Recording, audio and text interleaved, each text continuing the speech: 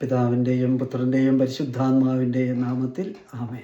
ഈശോയിൽ പ്രിയരെ, ദൈവപുത്രനായ ഈശോ മനുഷ്യകുലത്തെ രക്ഷിക്കാൻ പരിശുദ്ധ കന്യകാമറിയത്തിലൂടെ ഈ ലോകത്തിലേക്ക് കടന്നു വന്നതുപോലെ മനുഷ്യൻ മറിയത്തിലൂടെ യേശു ക്രിസ്തുവിലേക്കും ക്രിസ്തു വഴി നമ്മുടെ തറവാടായ സ്വർഗത്തിലേക്കും സ്വർഗീയ പിതാവിൻ്റെ പക്കലേക്കും എത്തിച്ചേരണമെന്നതാണ് ദൈവഹിതം. വിശുദ്ധ യോഹന്നാൻ്റെ 1-ാം ലേഖനം 5-ാം അധ്യായത്തിൽ നാം വായിക്കും, അവൻ്റെ ഇഷ്ടത്തിനനുസൃതമായി എന്തെങ്കിലും നാം ചോദിച്ചാൽ അവിടുന്ന് നമ്മുടെ പ്രാർത്ഥന കേൾക്കും എന്നതാണ് അവനിലുള്ള നമ്മുടെ ഉറപ്പ്. പ്രിയരെ, ലക്ഷ്യബോധമുള്ള മനുഷ്യന് ഒഴിവാക്കാനാവാത്ത ഭക്തിയാണ് ജപമാല.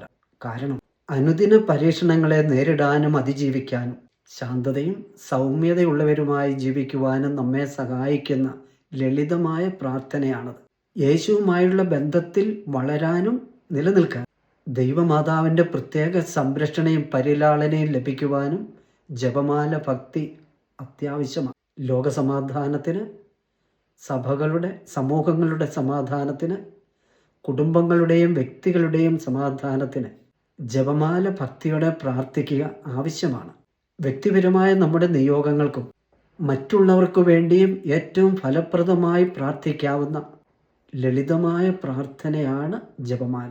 എന്തു പ്രാർത്ഥിക്കണം, എങ്ങനെ പ്രാർത്ഥിക്കണമെന്ന് നിശ്ചയമില്ലാത്ത അവസരങ്ങളിൽ നമ്മെ സഹായിക്കുന്ന സുന്ദരമായ പ്രാർത്ഥനാ രീതിയാണ് ജപമാല. ജപമാല ചൊല്ലി പ്രാർത്ഥിക്കുമ്പോൾ ദൈവേഷ്ടത്തിന് അനുസൃതമായാണ് നാം പ്രാർത്ഥിക്കുക. ദൈവമക്കളെ, ആത്മാവിൻ്റെ ജീവവായുവും ദൈവവിശ്വാസത്തിൻ്റെ അടിത്തറയും ഹൃദയസ്പന്ദനവുമാണ് വചന കേന്ദ്രീകൃത, യേശു കേന്ദ്രീകൃത പ്രാർത്ഥനയായ കൊന്ത നമസ്കാരം. വിശുദ്ധരെ പോലെ ജപമാല പ്രാർത്ഥിച്ച് വിശുദ്ധരായി സ്വർഗത്തിൽ എത്തിച്ചാൽ പരിശുദ്ധി അമ്മ വഴി ക്രിസ്തുനാഥൻ നമ്മെ അനുഗ്രഹിച്ച് സംരക്ഷിക്കട്ടെ. ഈശോ മിശിഹായിക്ക് സ്തുതിയായിരിക്കട്ടെ.